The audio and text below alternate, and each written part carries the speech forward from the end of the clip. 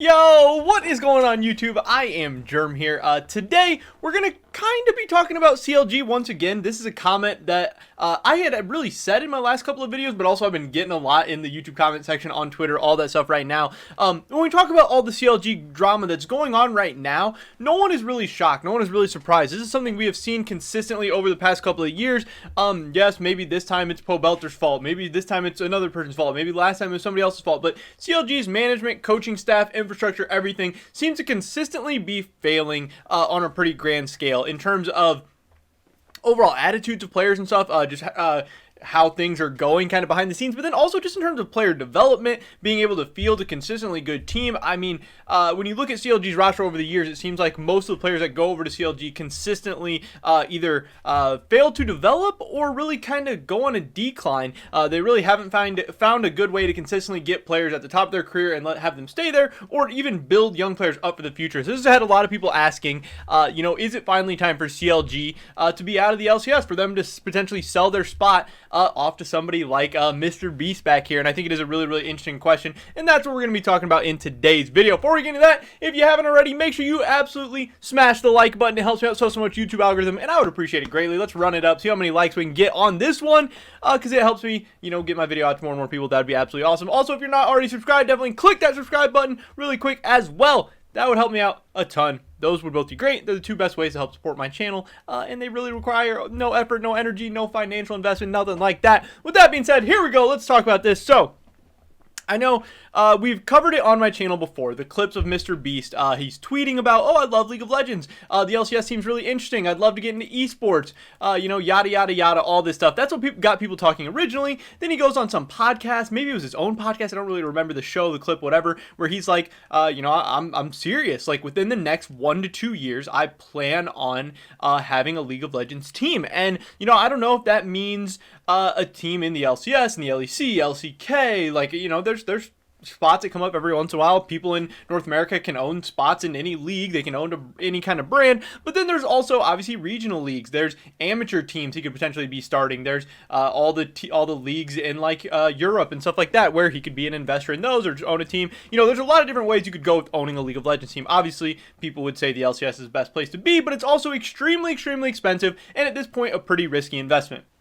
Obviously, a lot of us really believe in the long term. We believe in the LCS. We believe in League of Legends. We believe in esports in the long term. But liking it and thinking it's cool and wanting it to succeed and continuing to give it viewership and everything does not mean that it is going to be a profitable business, especially at the current valuations and prices and all that stuff in the future. So it can be tough. But again, when we take a look at CLG, it's been a really, really weird time for them. Obviously, this is a team that historically was one of the powerhouses of North America, one of the biggest fan bases, one of those OG orgs that had crazy, crazy fan base. I mean, at one point, they were rivaling teams like TSM and Cloud9 and stuff like that. Now, it's all TSM, it's all Cloud9, it's all Team Liquid. 100 Thieves has been a little bit successful here and there in terms of, being able to garner up a decent fan base.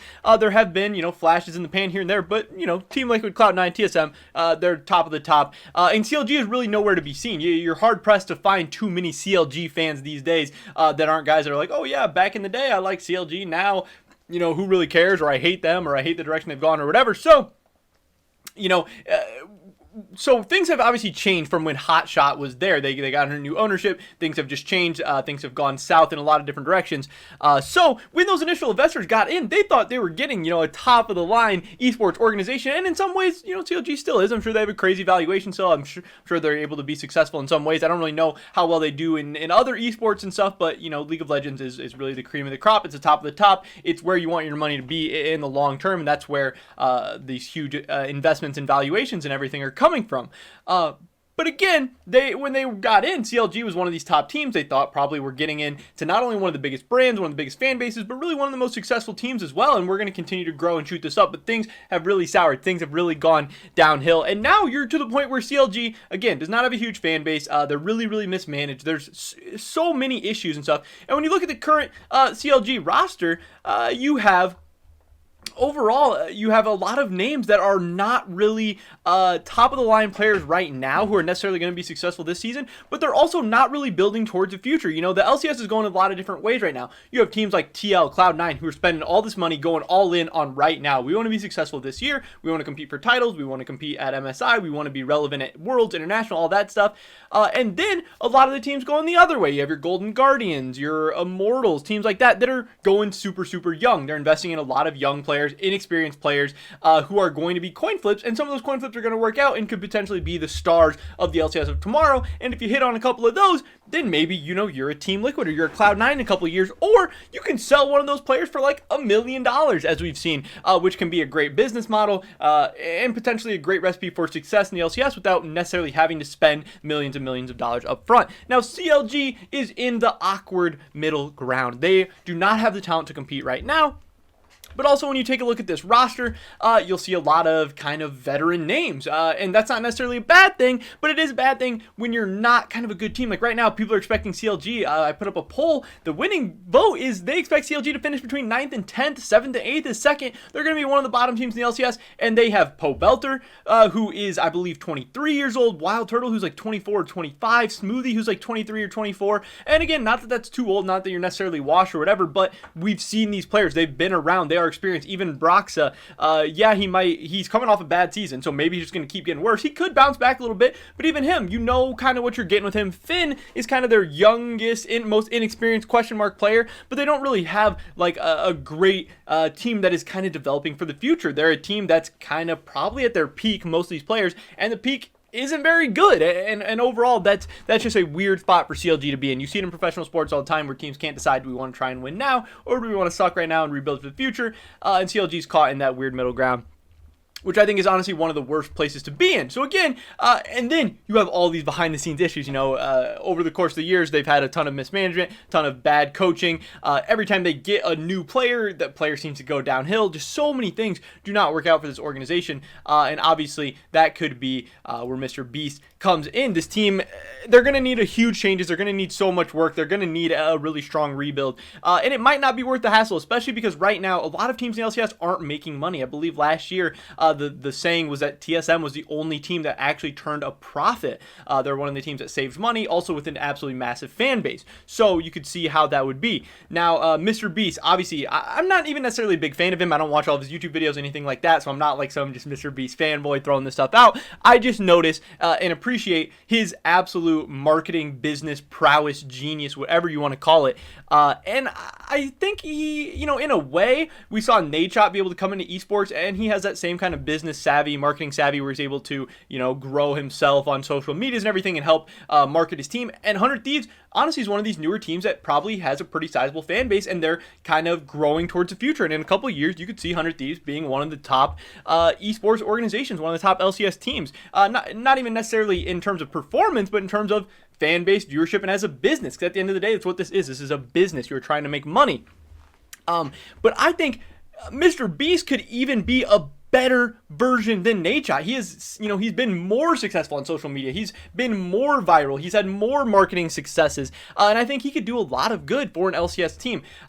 Now, what gets hard here is that obviously an LCS slot is going to be very, very expensive. Who knows exactly how much money Mr. Beast and his team and an investment organization or whatever would be willing to put up. But also, would CLG really be willing to sell? You know, they're so much of CLG as a brand, as a team, as an organization, whatever, so much of their value is tied in having an LCS slot. There's only 10 LCS slots, and people project it to be increasingly more valuable year over year over year over year as Riot continues to grow their game, grow their esport, find ways to be more profitable, signs more brand deals, gets more sponsorships, all of that stuff. So even if CLG is losing money right now, even if their team is kind of super dysfunctional, even if they're losing fans, blah, blah, blah, blah, blah, they could still see it as an investment that will maybe eventually pay off. And even if it's taken a ton of, you know, headaches and hard work and money that they're losing and stuff right now, and they're kind of like a laughing stock embarrassment, you know, it could still potentially pay off in the long run. Now, obviously, as an LCS fan, I would love to see Mr. Beast come into the LCS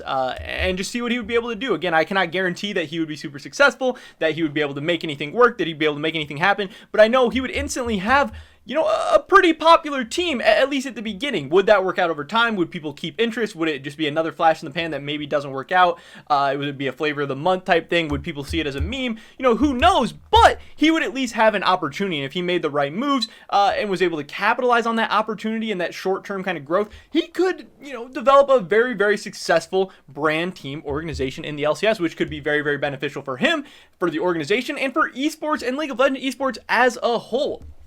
So I think this does present a really, really interesting opportunity. At the end of the day, it wouldn't be Mr. Beast buying CLG or whatever. It'd just be them selling their LCS slot. But then again, at that point, CLG is losing a lot of value, because if you're an esports team organization, having an LCS slot is one of the most prestigious things you can really have in esports right now. So this situation does not come down just to as much as, CLG is a shitty organization right now. Mr. Beast is coming to buy them. There is really a ton at play. It is a super, super complex topic. But I do agree with people that CLG is in a terrible spot. They have been mismanaged, miscoached. The players haven't been amazing, and now their League of Legends team is in a really, really weird position where their academy team, I'm not really aware of anyone too exciting that's like the future that they're building around. They haven't been able to create a successful pipeline for young talent to come in and develop. They haven't developed any players that they've been able to receive, and then the players they've had have just kind of gone downhill for the most part overall as well. So I think it would be very, very exciting for a new team to come in. I just don't know how likely it is to happen. But again, if a team is going to be leaving the LCS, there's obviously a couple of different options or a couple different organizations, these teams that are having a lot of financial issues right now, and CLG is certainly in that group. So would I be surprised at all if in the next year or two CLG is out of the LCS and sells their team to Mr. Beast? I mean, I'd be a little bit surprised, just because, again, it would be such an absolute massive fall from grace from CLG, and at that point they would have wasted so much time and money and probably lost so much money, and selling your slot is really admitting defeat. But obviously, at some point, the investment isn't worth it. The headache isn't worth it. Things are not working out. And it could happen. But, there's definitely other options out there. Golden Guardians, Immortals. There are other teams who are maybe going to be having to reevaluate things each offseason and seeing, is this time, money, whatever, worth it? And that could potentially open up a spot for Mr. Beast to, try his hand at this. And I think it would be really, really interesting. I think it'd be crazy. I think it'd be fun. And I do hope to see it at some point in the next couple of years, because I think it would be exciting. Mr. Beast has said he's all about it. It seems like it'd be great for him, the LCS, everyone involved, and I think it'd be a lot of fun for the fans. So, again, I'm not a fan at all of what CLG is doing. I think on so many levels they're messing up so much stuff, but we'll just have to wait and see what happens. I'm definitely going to be following the story as close as I can, though, and I'll be giving you guys any updates that I hear about.